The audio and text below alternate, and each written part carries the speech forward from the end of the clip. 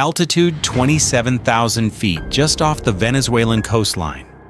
The sun was bleeding orange into the Caribbean horizon, and below the glittering waters near La Guaira shimmered deceptively calm.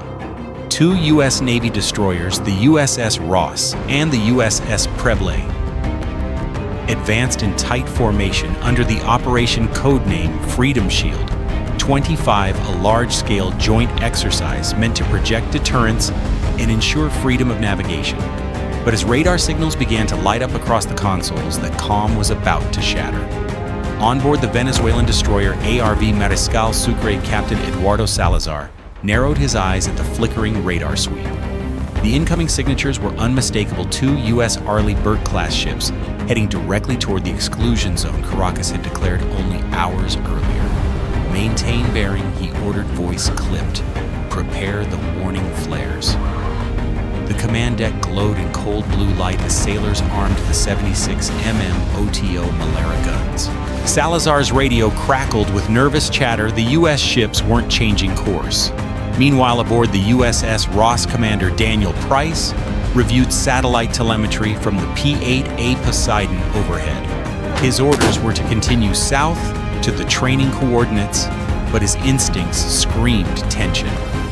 Venezuelan Navy's locking fire control radar, the electronic warfare officer warned. Price leaned forward. Copy that. Stand by countermeasures. Keep weapons tight. We're not here to start a war. But war, it seemed, had already found them.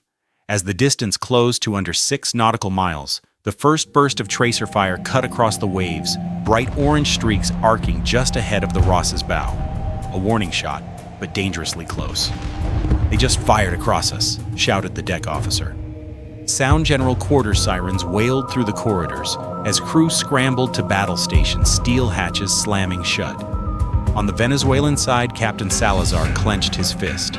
"If they cross into the restricted line again, fire for effect." The air over the Caribbean turned electric. Drones from both sides, MQ-9 Reapers from the US and Iranian-built Mohajer 6S from Venezuela, circled the engagement zone, transmitting live feeds that flooded global social media in real time. Within minutes, hashtags like #Caracas Coast Clash and #Freedom Shield Crisis trended worldwide. Civilians on the beaches of Vargas filmed the growing flashes on the horizon, mistaking them for lightning. Then the inevitable happened. A missile warning blared aboard the Preble.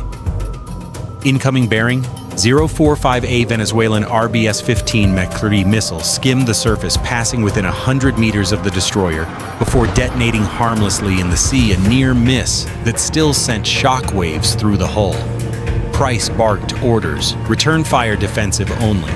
Deploy chaff and fire illumination rounds. The sky lit up as the Ross unleashed its 5-inch Mark 45 naval gun, sending thunderous roars echoing across the Caribbean night. In Caracas, alarms blared through the Naval Command headquarters. President Nicolas Torres convened an emergency council. "This is aggression," he declared on state television. "We will not be intimidated on our own shores." Meanwhile, in Washington, the Pentagon Situation Room went silent as live satellite imagery showed two Venezuelan ships exchanging real gunfire with American destroyers, the first such confrontation since the Cold War. As tracer rounds streaked across the sea and flares illuminated the darkening sky, the Caribbean turned into a molten mirror of chaos. F-18 Super Hornets roared in from the USS George H.W. Bush Carrier Group via Barriadas, stationed 300 miles north, engines howling like thunder gods. Venezuela scrambled its Su-30 Mk-2 fighters from base area El Libertador, streaking low over the coastline. The first sparks of what could become a regional war were now fully visible, and both sides knew that one wrong radar lock, one misinterpreted maneuver, could set the entire hemisphere ablaze. The roar of engines became a deafening wall of sound above the Caribbean. The first dogfight since the Cold War erupted over the shimmering waters as Venezuelan Su-30 Mk-2 jets streaked toward the encroaching American formation. Pilots on both sides locked eyes with radar pings and missile tones that felt like the heartbeat of chaos itself. Commander Daniel Price aboard the USS Ross gripped the railing on the bridge.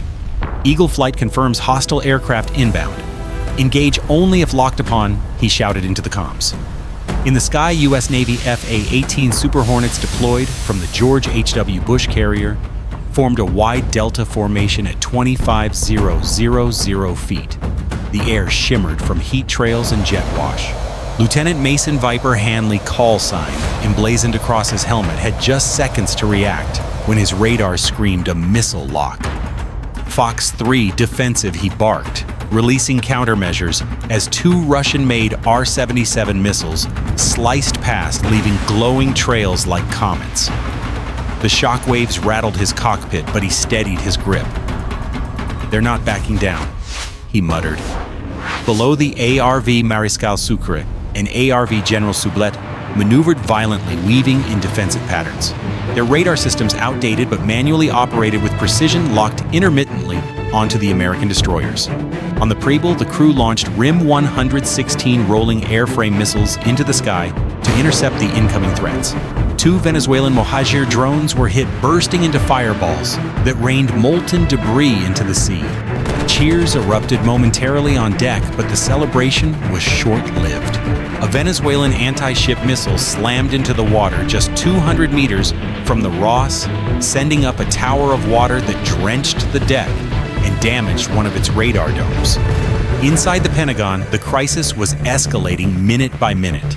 Defense Secretary Helen Carter demanded live communication with Caracas, but satellite interference and electronic jamming from Venezuelan coastal defense systems blocked secure channels. "We're blind in the Southern Caribbean," the NSA chief admitted grimly. News networks worldwide cut to live feeds showing tracer rounds and smoke columns rising from the Caribbean. The Freedom Shield insignia now felt like bitter irony. In Caracas, President Torres appeared on television again, his face illuminated by the flickering glow of crisis monitors. "Our sovereignty is not a game. Any foreign vessel within our restricted waters will be treated as a hostile invader," he declared. Moments later, the Venezuelan Navy received the go-ahead to escalate. Full engagement protocol authorized, came the encrypted order. On board the Mariscal Sucre captain, Salazar whispered, "May God forgive us." He gave the signal. Two RBS-15 missiles streaked from the deck, trailing fire and smoke. The Ross's radar operator screamed into the comms. Missile lock confirmed, two inbound. The destroyer's phalanx, CIWs, roared to life, its 6-barrel Gatling gun, spitting 20 mm shells at 400-500 rounds per minute. The night sky turned white-hot with the light of exploding ordnance. One missile was shredded mid-air, detonating in a ball of orange fire. The second slammed into the sea just short of the hull, close enough to rock the ship like an earthquake. "Damage control, get those fires out now," Price yelled as crewmen rushed with extinguishers, the acrid smell of smoke and burnt steel filling the air. Civilians in Caracas gathered on rooftops, watching streaks of light flash above the coast, mistaking it at first for fireworks. But when sonic booms rattled windows and the skyline flickered from distant explosions, panic spread. Social media live streams from the beaches of Maiquetía showed glowing flares descending into the ocean. "It's real," one man whispered in a viral video. "They're fighting out there." Meanwhile, CNN, Al Jazeera, and RT ran simultaneous breaking news banners, live fire exchange between us and Venezuelan navies near Caracas. In the United Nations headquarters in New York, ambassadors shouted over each other as emergency meetings were called. Russia demanded that the United States withdraw its ships immediately, while Washington accused Caracas of unprovoked aggression. The fragile balance that had kept the Caribbean peaceful for decades was unraveling in real time. As the night deepened, the ocean turned red from reflection of tracer fire. Above it, flares drifted down like dying stars, marking the edge of a new era of confrontation. The Freedom Shield exercise had turned into a battlefield, one that neither side had intended, but both were now trapped inside. And as new radar contacts appeared on the horizon, moving fast from the east, a chilling realization spread through every command center involved. This wasn't over, more forces were coming. 1:45 a.m. local time. The Caribbean Sea. Once a silent stretch of black water had transformed into a war zone, glittering with fire and fear. The USS Ross drifted at reduced speed, its hull scorched, while the ARV Mariscal Sucre limped southward, with one of its launch tubes destroyed. But the radar screens were lighting up again, this time not with local contacts, but with an entire Venezuelan strike group leaving Puerto Cabello. 4 missile frigates and 2 fast attack craft, accompanied by Mi-17 helicopters armed with anti-ship rockets, were moving at high speed toward the battle zone. Commander Price stared at the tactical display in disbelief. That's not a patrol? That's a counteroffensive? The operations officer turned to him pale-faced. Sir, Central Command says we're to hold position, no retreat, but no further engagement unless directly attacked. Price slammed his fist on the table. We've been attacked, yet his voice trembled with restraint. Every decision now carried the weight of diplomacy, not just survival. In the sky, Venezuelan Su-30S formed into diamond formations escorted by aging F-16A jets relics from before sanctions, now repainted with bold red stripes of the Bolivarian Air Force. On board, the George H.W. Bush Admiral Marcus Leland convened his command officers. We are in a live fire situation under international scrutiny. We respond proportionally, nothing more. The room was tense, lit only by holographic projections of the Caribbean theater. A single mistake could ignite a regional war involving Cuba, Colombia, and potentially even Brazil. At 02:10 a.m., a Venezuelan helicopter launched a volley of Hydra rockets toward the Preble. Most splashed harmlessly into the water, but one struck near the aft section, damaging an antenna array and wounding 2 sailors. Instinctively, the destroyer fired back with precision, 25 mm cannon bursts shredding the helicopter into a flaming spiral that crashed into the sea. The impact was caught live by satellite feed, an explosion that illuminated the night sky and instantly became the world's most replayed clip. In Caracas, streets filled with demonstrators, some waving national flags in defiance, others shouting for peace. Power flickered across the capital as defense systems redirected energy to coastal radar stations. President Torres refused Washington's calls for a ceasefire. They entered our waters. We will defend every inch, he declared. His words were met with cheers, but also with dread. The U.S. State Department issued a stern statement: any attack on our vessels will be met with decisive force. Global markets began to slide within hours. Crude oil surged past $130 per barrel. On the deck of the Ross, smoke and sea spray merged under the moonlight. Sailors worked silently, aware that reinforcements were inbound. Over the horizon, silhouettes emerged, 4 more U.S. destroyers steaming south at flank speed.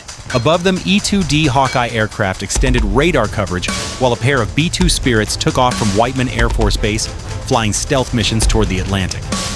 The situation was no longer a skirmish. It was a standoff between 2 militaries that could, with one wrong move, plunge the entire hemisphere into chaos. At 03:22 a.m., the Venezuelan Coastal Defense System activated its Bastion P launchers mobile units carrying supersonic P-800 Onyx missiles. American satellites immediately detected their heat signatures.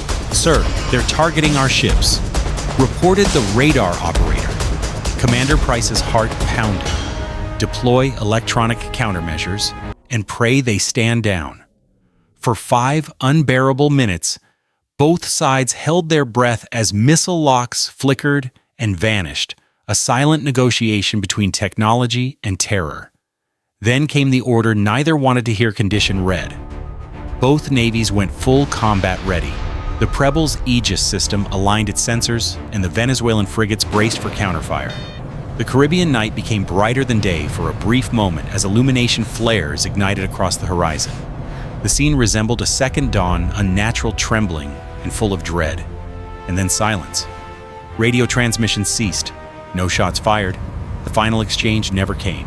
Through back-channel diplomacy, intercepted orders from Washington and Caracas called for immediate de-escalation. The fleets drifted apart under the eerie glow of the rising sun. Smoke hung over the sea like a ghost. Hundreds of sailors stared into the distance, unsure whether they had just avoided a war or merely delayed it. By sunrise, the world had changed. The U.S. Navy confirmed minor damage and 3 wounded. Venezuela reported heroic defense and broadcast patriotic music over state television. But beneath the rhetoric, every intelligence analyst on Earth reached the same conclusion. The line between deterrence and destruction had never been thinner.